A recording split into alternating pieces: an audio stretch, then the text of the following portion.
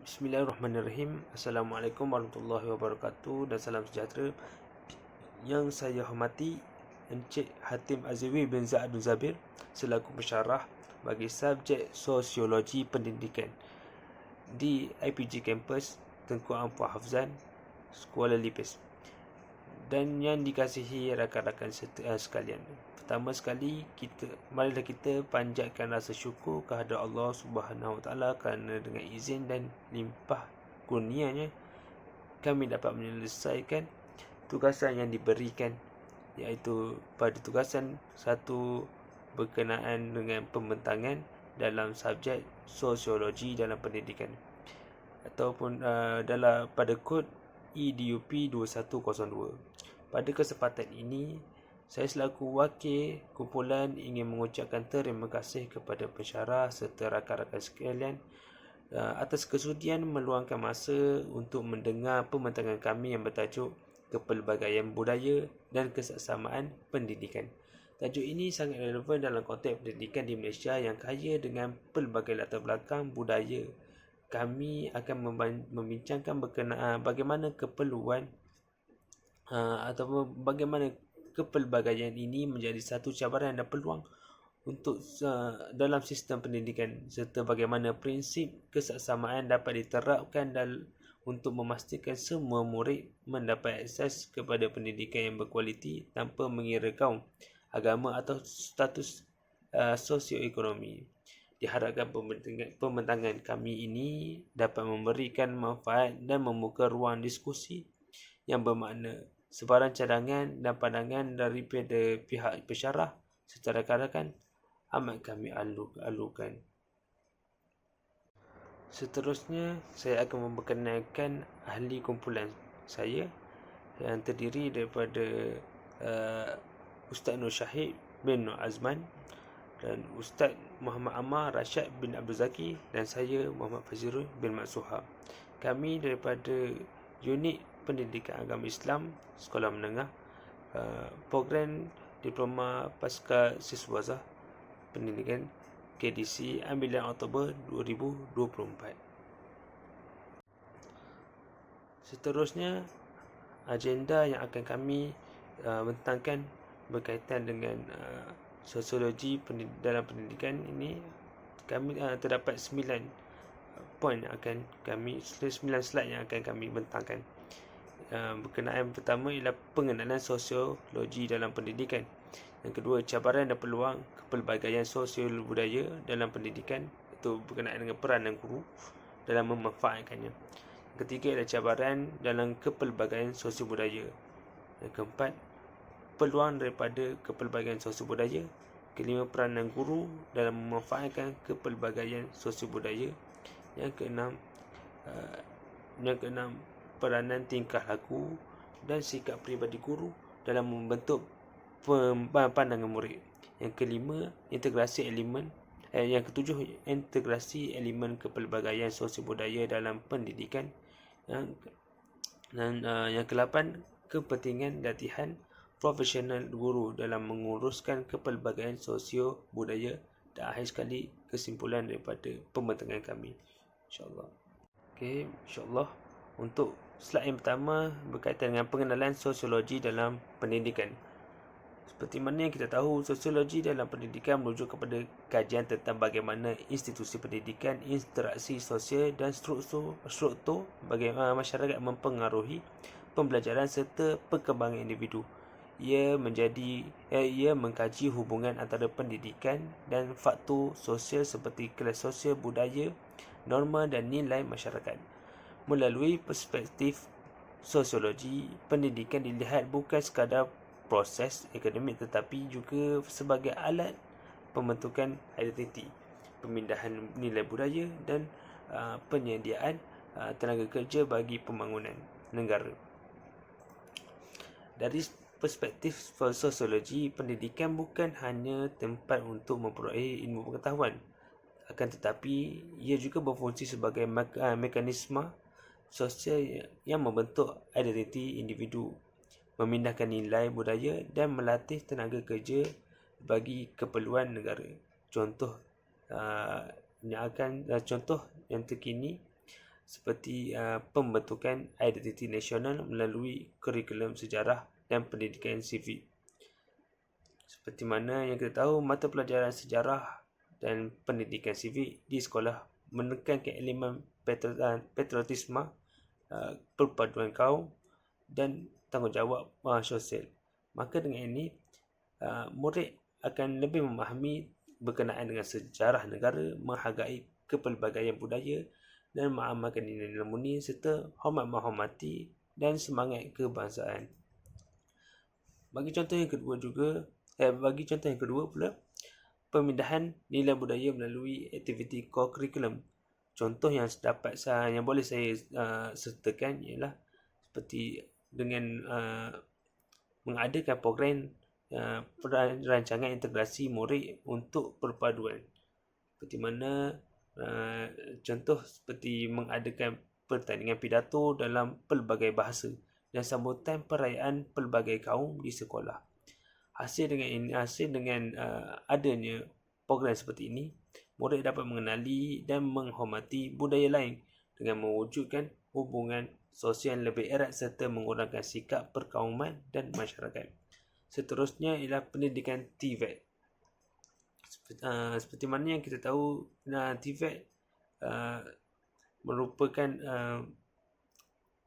persediaan awal untuk para pelajar sebelum melangkah ke alam pekerjaan. TVET ini adalah sebagai persediaan tenaga kerja mahir. Contoh yang diadakan di institusi seperti College Conventional dan TVET Malaysia yang melatih pelajar dalam bidang teknikal seperti kejuruteraan, automotif dan pertanian moden bagi memenuhi keperluan industri. Kesan daripada adanya pendidikan TVET ini, graduan lebih bersedia untuk memasuki prasarana kerja, mengurangkan kadar pengangguran dan membantu pembangunan ekonomi negara melalui tenaga kerja yang berkualiti. Contoh seterusnya ialah pengukuhan kemahiran sosial dan kepimpinan melalui pembelajaran berasaskan projek. Contohnya dengan adanya PBL, iaitu pelaksanaan pembelajaran berasaskan projek di sekolah atau di universiti. Hal ini dapat menggalakkan kerja berpasukan atau kerja berkolaboratif, adanya sesi komunikasi dan penyelesaian masalah dalam kalangan pelajar. Dengan ini, kesan positif yang kita dapat daripada adanya projek pembelajaran berasaskan projek, pelajar akan lebih berdaya saing dan mempunyai kemahiran insaniah atau soft skill yang lebih tinggi dan lebih mudah menyesuaikan diri dalam dunia pekerjaan yang dinamik. Pendidikan juga berperanan dalam mewujudkan mobiliti sosial serta mengurangkan ketidaksamaan dalam masyarakat. Pendekatan sosiologi dalam pendidikan membantu guru untuk memahami latar belakang murid, kepelbagaian budaya serta cabaran sosial yang mempengaruhi proses pembelajaran. Dengan itu, sistem pendidikan dapat disesuaikan bagi memastikan kesaksamaan dan keberkesanan dalam penyampaian ilmu. Untuk poin yang kedua ataupun untuk slide yang kedua, iaitu cabaran dan peluang kepelbagaian sosial budaya dalam pendidikan. Itu peranan guru dalam memanfaatkannya. Kepelbagaian sosial budaya dalam dunia pendidikan merupakan satu fenomena yang tidak dapat dielakkan dalam era globalisasi pada masa kini. Malaysia sebagai sebuah negara yang berbilang kaum, agama dan budaya menjadikan sistem pendidikan kita ni kaya dengan kepelbagaian ini. Dengan kepelbagaian sosial budaya boleh menjadi satu cabaran, namun jika dimanfaatkan dengan baik, ia juga dapat melahirkan atau dapat mengadakan banyak peluang yang besar dalam meningkatkan kualiti pendidikan. Dengan adanya kepelbagaian sosial budaya dalam pendidikan di Malaysia, kita dapat lihat dalam pelbagai aspek seperti penggunaan pelbagai bahasa, kepelbagaian adat dan aktiviti sekolah serta amalan nilai-nilai universal yang mencerminkan keharmonian masyarakat majmuk. Contohnya, dengan adanya rancangan integrasi murid untuk perpaduan. Dengan adanya program ini yang diajukan di sekolah bagi menggalakkan interaksi antara murid yang berbilang kaum melalui aktiviti kebudayaan, sukan dan seni. Contohnya, sekolah-sekolah mengadakan pertandingan memasak makanan tradisional seperti nasi lemak, capati dan mooncake untuk meningkatkan pemahaman budaya antara kaum. Contoh seterusnya, penggunaan pendekatan pembelajaran inklusif. Guru boleh menggunakan pendekatan pengajaran yang mengambil kira sensitiviti budaya seperti memasukkan contoh daripada pelbagai latar belakang dalam bahan pembelajaran seperti dalam subjek sejarah atau pendidikan moral. Guru dapat menerangkan sumbangan apa yang boleh diberikan kepada kaum-kaum yang lain supaya hal dapat membangunkan dapat melahirkan suasana masyarakat yang harmoni, seimbang dan adil. Seterusnya adalah sambutan perayaan secara melintas budaya. Sekolah-sekolah mengadakan sambutan Hari Kebangsaan, Hari Malaysia atau perayaan Hari Raya Tahun Baru Cina dan Deepavali dalam suasana yang muhibah. Contoh, murid-murid bukan Islam turut serta dalam majlis berbuka puasa di sekolah sebagai tanda hormat dan perpaduan. Hasil dengan adanya program-program yang berikut akan memberi kesan ataupun impak yang positif. Antaranya ialah dengan adanya program tersebut dapat meningkatkan toleransi dan kefahaman antara kaum. Murid juga akan memahami kepercayaan dan adat rakan mereka yang berlainan kaum, sekaligus akan mengurangkan prejudis dan salah faham. Seterusnya akan dalam masa sama dapat mewujudkan persekitaran pembelajaran yang harmoni. Maka dengan itu, guru juga dapat mengawal isu perbezaan dengan baik dan menjadikan bilik darjah tempat yang selamat dan kondusif baik untuk semua pelajar. Tambahan dengan itu, menggalakkan kreativiti dan inovasi dalam pembelajaran. Dengan adanya program tersebut, kepelbagaian budaya akan memberikan idea baru dalam aktiviti pengajaran dan pembelajaran serta penggunaan cerita rakyat seperti kaum dalam pengajaran bahasa. Hari sekali, kesan yang ataupun impak yang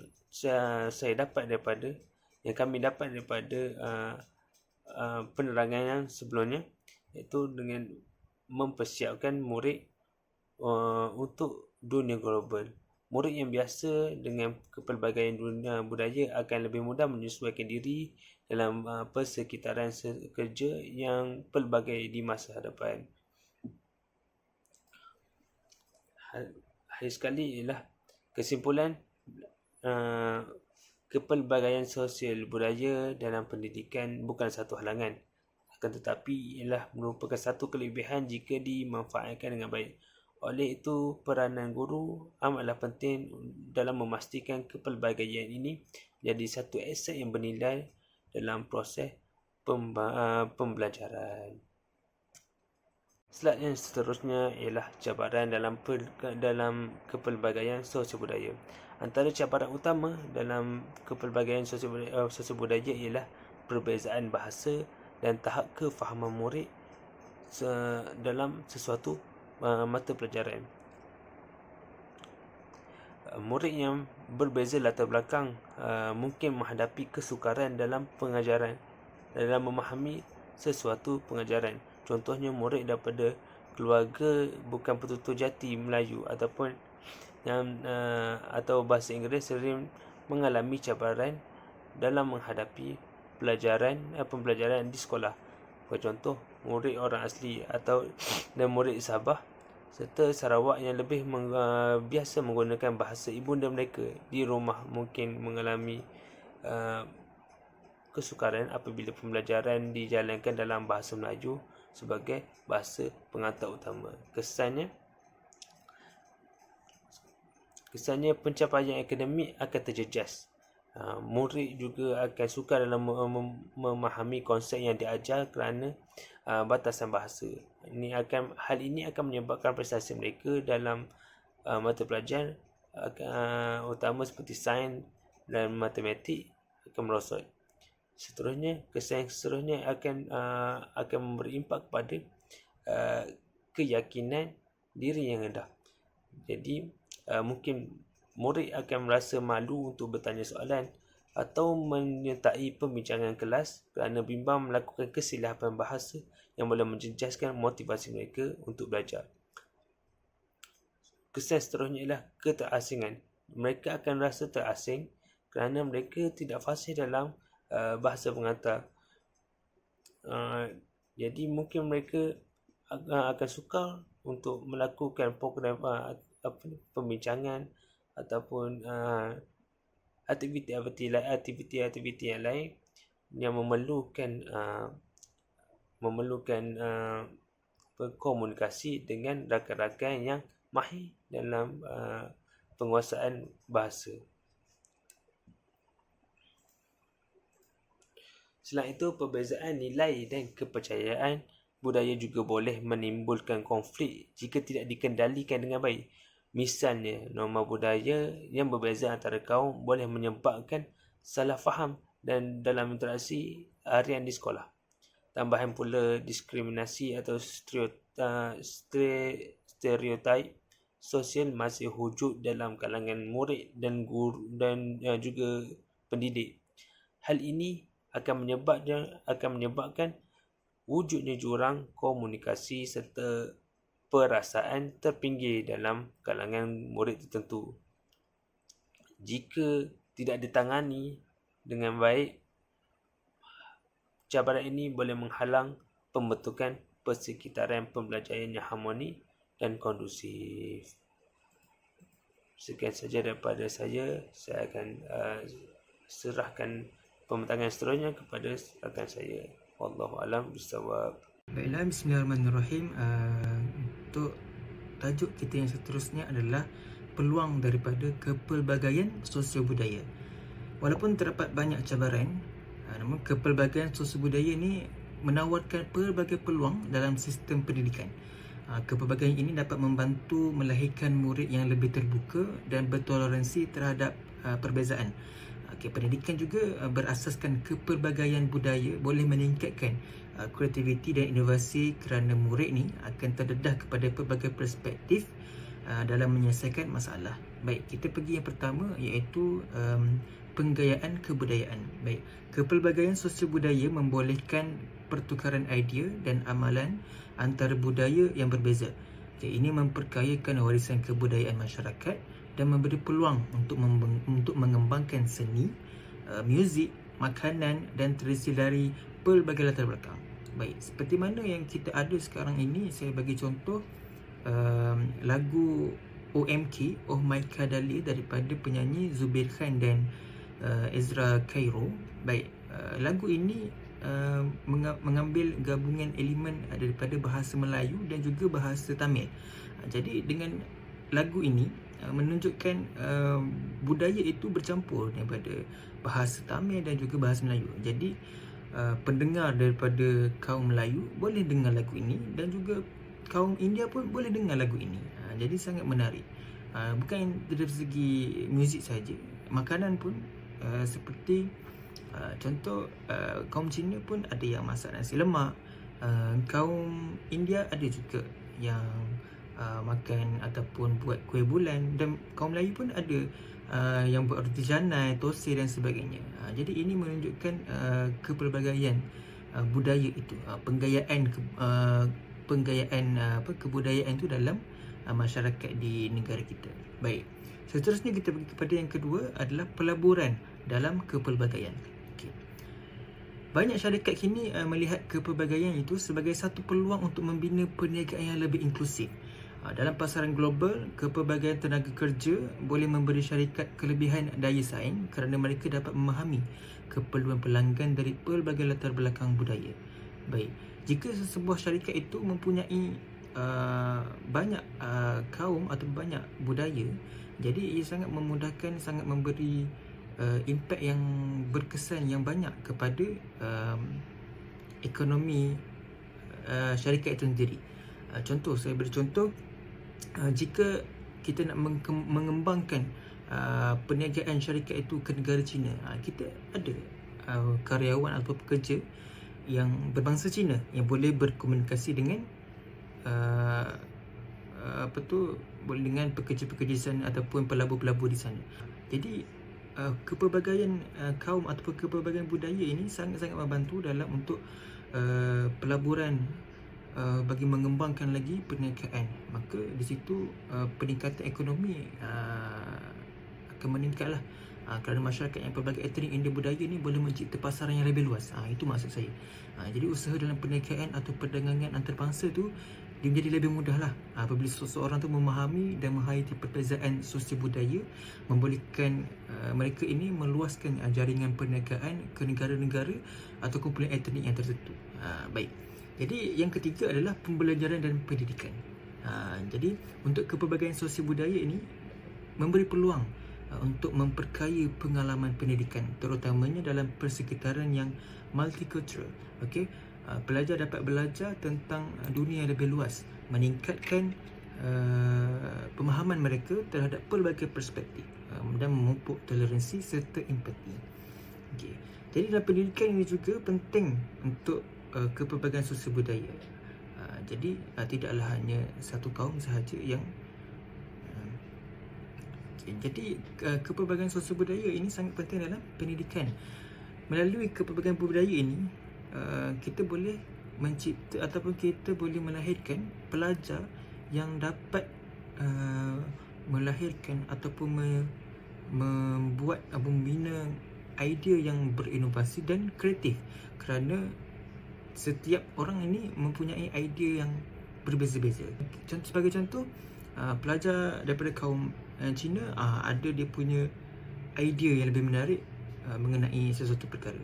Kemudian pelajar Melayu ni pun ada juga, pelajar India ni pun ada juga. Bila kita gabungkan, maka kita memperoleh satu idea ataupun satu keputusan yang boleh meningkatkan lagi kita punya kualiti dalam pendidikan. Baik, kita pergi kepada seterusnya. Baiklah, seterusnya adalah peran guru dalam memanfaatkan kepelbagaian sosial budaya. Okey, baik. Guru ini sangat-sangat memainkan peranan dalam memanfaatkan kepelbagaian sosial budaya, terutamanya di sekolah. Jadi guru ini menjadi model peranan dalam menghargai kepelbagaian. Sebagai pemimpin di dalam bilik darjah, guru perlu menunjukkan sikap hormat dan terbuka terhadap kepelbagaian sosial budaya. Dengan menjadi contoh yang baik, guru dapat mempengaruhi pelajar untuk mengamalkan nilai-nilai seperti kesaksamaan, hormat dan saling memahami. Hal ini kerana guru ini merupakan satu susuk tubuh yang menjadi ikutan dan panduan oleh para pelajarnya. Jadi apa yang guru ini lakukan, pelajar akan tengok dan pelajar akan ikut. Jadi sebagai guru, kita perlu untuk menunjukkan karakter ataupun tingkah laku ataupun sikap yang terbaiklah supaya diikuti oleh pelajar-pelajar. Baik, itu yang pertama. Yang kedua adalah menyediakan peluang untuk pembelajaran luar kelas. Guru boleh menganjurkan aktiviti luar kelas seperti lawatan ke tempat-tempat yang melibatkan pelbagai budaya, atau menganjurkan majlis kebudayaan yang melibatkan pelajar dari pelbagai latar belakang. Jadi ini memberi pelajar ni peluang untuk mengalami dan mempelajari lebih lanjut mengenai kepelbagaian sosial budaya secara langsung. Seterusnya adalah menggunakan pendekatan pengajaran inklusif. Guru perlu memastikan setiap murid mendapat peluang yang sama dalam pembelajaran tanpa mengira latar belakang. Kaedah pengajaran yang pelbagai seperti pembelajaran berasaskan projek dan pembelajaran kooperatif boleh digunakan bagi menggalakkan interaksi antara murid daripada pelbagai latar belakang. Saya bagi contoh, dalam satu kelas Guru sediakan soalan ataupun penyataan masalah dan kemudian pelajar ini dibahagikan mengikut kumpulan, dan setiap kumpulan itu dicampurkan. Kira dalam satu kumpulan tu ada orang Melayu, ada orang India, orang Cina, Iban, Kadazun. Tidaklah satu kumpulan itu orang Melayu saja, orang Cina saja, tidak. Sebab apa? Kita nak dalam satu kumpulan itu mereka ini berinteraksi antara satu sama lain, mengenal antara satu sama lain dan menghormati antara satu sama lain. Jadi melalui pendekatan ini sangat-sangat memberi kesanlah kepada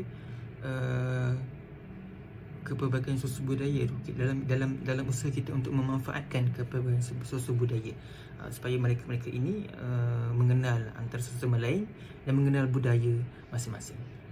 Baik. Seterusnya adalah tajuk peranan tingkah laku dan sikap peribadi guru dalam membentuk pandangan murid. Baik. Tingkah laku dan sikap peribadi guru ini memainkan peranan yang sangat penting dalam membentuk pandangan murid terhadap kepelbagaian sosial budaya. Sikap guru yang adil, empati dan bersikap terbuka terhadap perbezaan akan memberi impak yang besar dalam pembentukan nilai dan sikap murid. Sebagai contoh, seorang guru yang menghormati pelbagai budaya dalam kelas dengan meraihkan perayaan dari pelbagai kaum akan memberi isyarat positif kepada murid tentang pentingnya penghormatan dan toleransi. Sikap guru yang positif juga akan membentuk iklim sekolah yang harmoni. Guru yang bersikap mesra dan terbuka akan memwujudkan suasana pembelajaran yang kondusif dan menggalakkan interaksi antara murid. Sebagai contoh, guru boleh mengadakan aktiviti berkumpulan yang terdiri daripada murid pelbagai latar belakang bagi memupuk semangat kerjasama dan menghormati perbezaan. Selain itu, guru perlu menguruskan konflik dengan bijaksana, adil dan tanpa berat sebelah. Ini akan mengajarkan murid cara-cara untuk menangani perselisihan dan masalah itu secara damai. Dengan cara ini, guru mengajarkan murid tentang pentingnya penyelesaian masalah yang rasional dan empati terhadap orang lain, serta mereka akan belajar untuk menghargai keadilan dan kesaksamaan.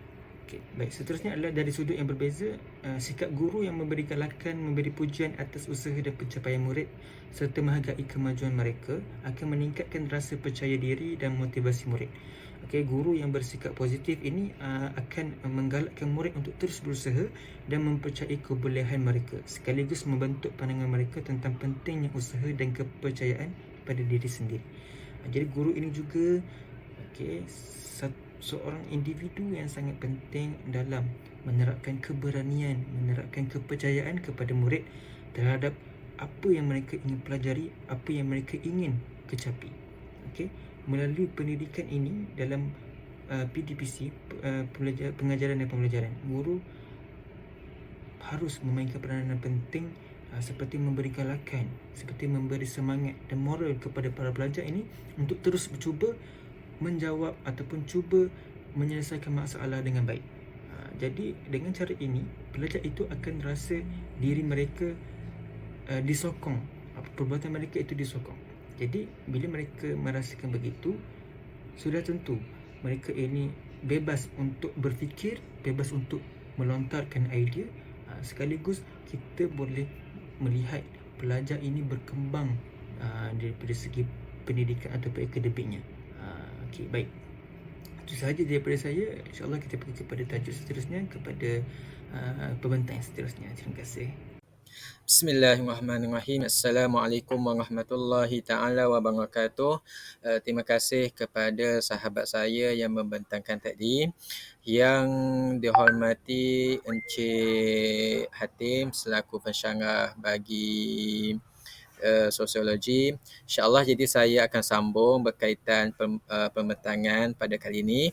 Jadi untuk kali ini saya akan sambung berkaitan dengan kepentingan latihan profesional guru dan dalam menguruskan kepelbagaian sosiologi. Di mana amat pentinglah bagi seseorang guru ataupun pendidik untuk menguasai pengurusan kepelbagaian sosial budaya ini supaya apa? Supaya guru dapat mengenal pasti dan cara yang berkesan dalam sesi PDP nanti. Okey, jadi yang pertama adalah latihan sensitiviti budaya yang mana guru perlu menguasai dengan dalam berkaitan dengan kepelbagaian budaya supaya apa? Supaya dapat lebih mengenali anak murid serta dapat menguasai bidang serta dapat memberi pengajaran yang lebih berkesan supaya apa? Supaya tiada bias dalam pembelajaran. Okey, itu yang pertama.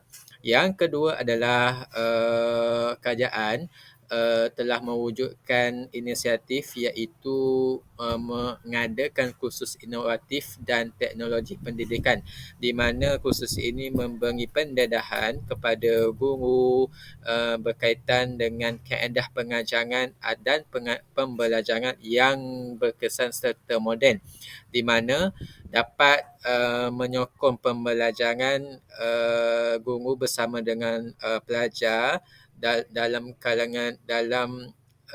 dengan kepelbagaian latar belakang pelajar itu sendiri. Okey, itu yang kedua. Yang ketiga adalah latihan pengurusan konflik di mana membantu guru untuk menguasai cara dan teknik untuk mengendalikan situasi di luar jangka apabila berlaku di sekolah kelab. Okey, supaya apa? Supaya contohnya kita selaku Melayu ada nilai-nilai ataupun sensitiviti kita. Begitu juga bangsa Cina dan bangsa India ada sensitiviti kaum masing-masing. Jadi kita di sana perlukan guru untuk menguasai konflik ini supaya apa? Supaya di dalam kelas nanti jika ada konflik berlaku, guru dapat mengatasinya dengan lebih berkesan agar pembelajaran di dalam kelas lebih difahami dan dimengerti dan dikuasai oleh pelajar. Okey.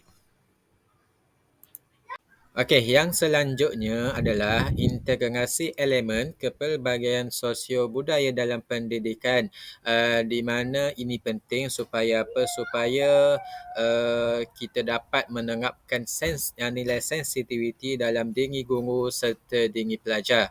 Supaya apa? Supaya lebih menitik beratkan sosio budaya dalam pendidikan dan di sekolah seterusnya mencapai matlamat sosio budaya itu sendiri.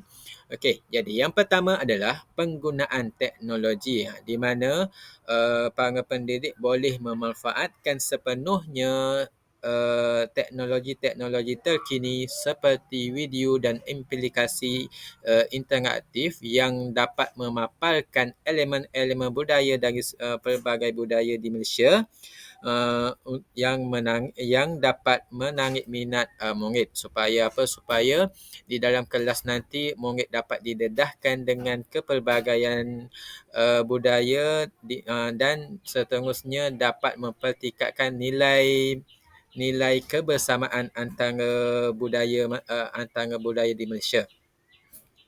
Itu yang pertama. Yang kedua adalah keterlibatan komuniti berkaitan dengan budaya-budaya ataupun program-program kebudayaan di sekolah maupun di komuniti itu sendiri. Yang mana kita mestilah melibatkan ibu bapa dan masyarakat dalam aktiviti sekolah seperti pameran budaya, hari kebudayaan yang mana kedua-dua program ini dapat memperkayakan pengalaman murid seterusnya dapat memberi pendedahan kepada murid itu sendiri, pelajar itu sendiri dan juga ibu bapa dalam kalangan pelajar-pelajar supaya apa? Supaya ruang lingkup sosio budaya itu dapat dicapai. Okey, itu yang kedua. Dan yang ketiga adalah penerapan nilai sejagat di mana kurikulum pendidikan perlu menekankan segala nilai-nilai sejagat seperti apa? Seperti toleransi, hormat menghormati dan kerjasama berpasukan. Untuk apa? Untuk memastikan para pelajar mempunyai pemikiran yang terbuka dan kebersamaan antara semua budaya dapat dicapai dan seterusnya dapat memperolehi pembelajaran dan pengajaran yang lebih berkesan di dalam kelas nanti. Okey.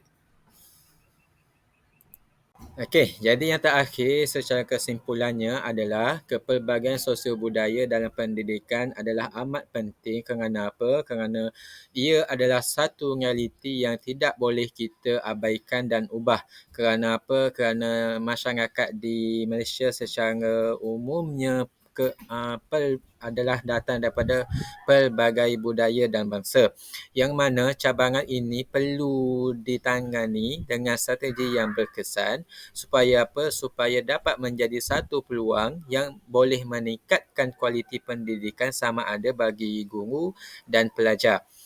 Guru memainkan peranan yang amat penting bagi membina suasana pembelajaran yang inklusif dan harmoni. Tingkah laku sikap pribadi guru terus turut mempengaruhi bagaimana murid dalam kelas dapat memahami dan menghargai kepelbagaian budaya, di mana guru adalah tonggak utama dalam mempraktikkan dan ataupun mewarnai setiap budaya itu. Guru mestilah lebih bersedia dalam menguruskan kepelbagaian ini secara lebih berkesan. Oleh itu, usaha yang berterusan dalam memperkasakan guru dengan ilmu dan kemahiran yang diperlukan bagi mewujudkan sosio budaya yang saling berinteraksi antara satu sama lain adalah penting bagi memastikan kepelbagaian sosio budaya ini menjadi kekuatan dalam sistem pendidikan negara khususnya di Malaysia ini. Jadi setakat itu dulu daripada kumpulan kami. Segala yang kurang itu datang daripada kami dan segala yang lebih itu insya-Allah. Wabillahi taufiq wal hidayah. Assalamualaikum warahmatullahi taala wabarakatuh.